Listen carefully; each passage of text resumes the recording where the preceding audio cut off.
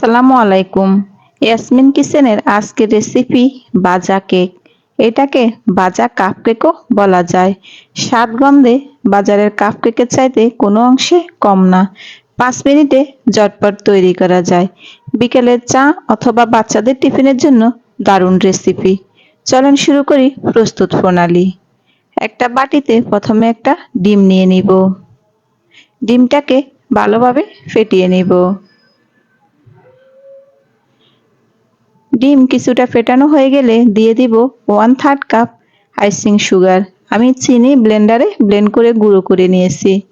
এখানে অবশ্যই চিনিটাকে গুঁড়ো করে ব্যবহার করবেন। ভালোভাবে ফেটিয়ে ডিমের সাথে মিশিয়ে নেব। দিয়ে দিব 2 টেবিল চামচ সয়াবিন তেল, 1/4 কাপ গুঁড়ো দুধ, আর দিয়ে দিব হাফ পিঞ্চ লবণ।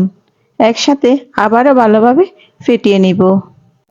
এমনভাবে সময় নিয়ে ফেটাতে হবে যেন ডিমের সুন্দর একটা ফোম তৈরি হয়। ফেটানো হয়ে গেছে, এখন দিয়ে দিব 1 কাপ ময়দা। ময়দাটা অবশ্যই দেওয়ার আগে চেলে নেবেন। দিয়ে দিব আধা চা চামচ বেকিং পাউডার। সবগুলো উপকরণ ভালোভাবে মিশিয়ে নিব।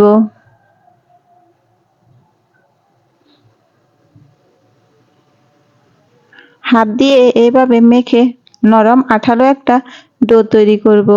দিয়ে দিব আধা চা চামচ ভ্যানিলা এসেন্স। ভ্যানিলা এসেন্স দিয়ে আবারও এইভাবে মেখে নিব। এরকম আঠালো করে তৈরি করতে হবে। মেজারমেন্ট কাপের টেবিল স্পুন দিয়ে এইরকম পরিমাণ মতো খামির নিয়ে গোল শেপে তৈরি করব। হাতে সামান্য পরিমাণ তেল মেখে নিব। এইভাবে হাত দিয়ে ঘুরিয়ে ঘুরিয়ে গোল করে তৈরি করব।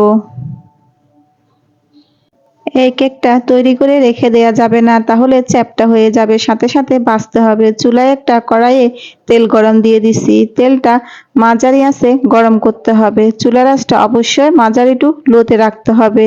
একটা একটা করে সবগুলো কেক তেলে দিয়ে দিব।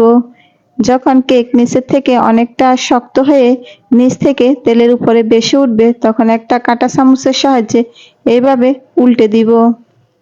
অবশ্যই মাঝারি আঁচে ভাজতে হবে, না হলে উপরে অনেকটা তাড়াতাড়ি লালচে হয়ে যাবে আর ভিতরে কাঁচা থেকে যাবে। এভাবে উল্টে পাল্টে সবগুলা কেক আমি ভেজে নিচ্ছি। কেক ভাজা হয়ে গেছে, এখন আমি তুলে নিচ্ছি। দেখলেন তো বন্ধুরা, কত সহজে মজাদার রেসিপিটি তৈরি হয়ে গেল। চুলায় চা তৈরির আগে কেক তৈরি হয়ে যায়। যদি ঝটপট তৈরি এই মজার রেসিপিটি আপনাদের ভালো লাগে, তাহলে বাসায় তৈরি করবেন আর কমেন্ট করে জানাবেন খেতে কেমন লাগলো। আমি একটা কেক ভেঙে দেখাচ্ছি কতটা নরম আর তুলতুলে।